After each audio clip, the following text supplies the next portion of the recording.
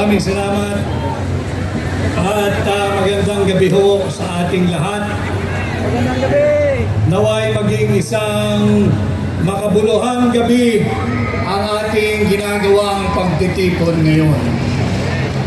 Alam kong mabigat ang kalooban nating lahat. These past few days, talagang mahirap. Emotionally, physically, mentally, and intellectually draining ang pinagdadaanan nating lahat. Subalit, napakinggan natin ang mensahe ni Pangulong Duterte through our Vice President Inday Sara Duterte. Nakausap ko ng personal si Mayor Baste Duterte nung nakaraang Thursday at nakitaan ko sila ng katatagan. Nais ko lang siguro ipahatid sa inyo ang naging mensahe ni Mayor Baste nung kami nagkaharap. Hindi ngayon ang panahon upang pumatak ang ating mga luha. Yes! Ngayon ay panahon upang tayo ay magsama-sama at higit maging matatag. Ngayon ay panahon upang tayo ay magsama-sama at huwag magpapasindak. Alam ko ang nasa kalooban at isipan ninyo. Mahirap talaga maunawaan bakit isinuko o inihandog ng sarili niyang gobyerno sa naglalaway na banyaga ang dati niyang Pangulo. Yes! Aldon! Wala na ba tayong batas na umiiral? Wala na bang saligang batas? Sarado na ba ang lahat ng antas ng korte sa Pilipinas? Bakit kinakailangan nating ialay si Pangulong Duterte sa korte ng mga naglalaway na banyaga? And just like all of you here today and in any other many parts of the Philippines, nakasama natin, binanggit kanina ni Pastor yung Proverbs 29 verse 2. Tama po yun. Kung matiwasay ang namumuno at pamunuan, ang kanyang pinamumunuan ay nagdiriwang. Subalit bakit tayo naririto ngayong gabi? Sapagkat nasusulat din yan, pagbaluktot ang namumuno, nagluluksa ang kanyang sinasakupan. And tonight, I am here not as a candidate. Let's forget about it now. I am here like you bilang Pilipino.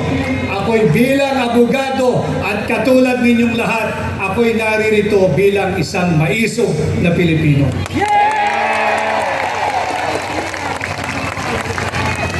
I stand with you, with President Duterte.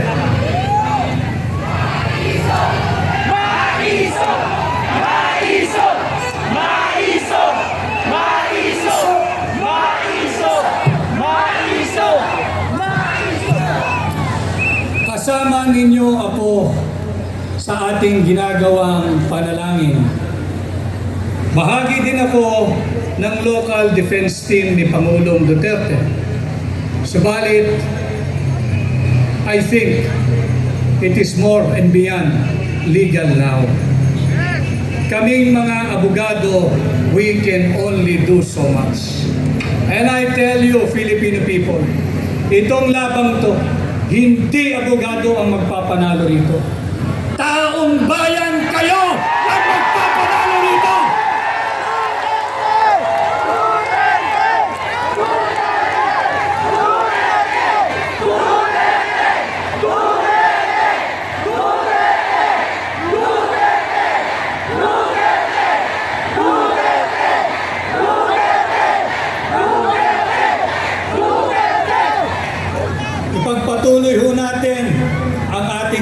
magagawa kung ilang araw, linggo o buwan ang darating. Itong ginagawa nating payapa at malayang pagsasaad ng ating saloobin. Patuloy tayong magsama-sama, patuloy tayong mag-ingat. At sama-sama natin ipakilala sa buong mundo na sa bahaging ito ng mundo, merong isang Pilipino na kailanman hindi isusuko ang kanyang soberanya, kasarinlan, kalayaan, at kahit nag-iisang Pilipino ay pakilala natin siya sa buong mundo at ang kanyang pangalan ay Rodrigo Roa Duterte!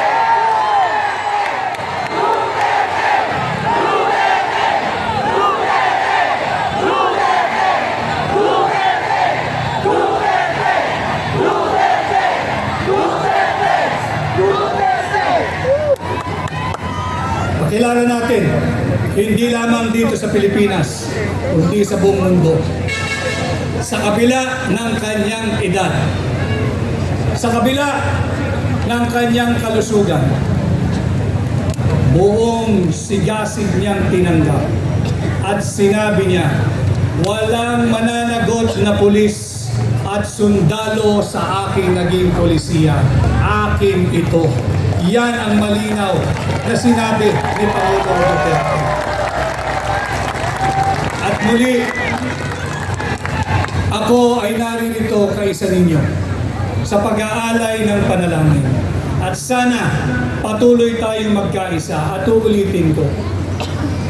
Patuloy nating ipakilala sa buong mundo, hindi lamang sa ICC, na dito sa bahaging ito ng mundo, merong isang Pilipino, ang ngalan ay Rodrigo, na hindi isusuko ang kapwa niya Pilipino sa mga naglalaway na banyaga, sa naglalaway na korte. Ang tawag ay ICC.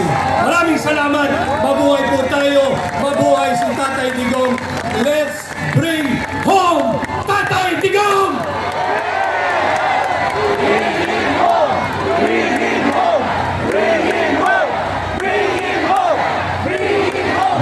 Maraming salamat, Attorney Vic Rodriguez. Samantala sa mga sandaling ito, isa sa mga mahigpit na supporter at naniwala kay Tatay Digong ang magbibigay naman sa atin ngayon ng video message.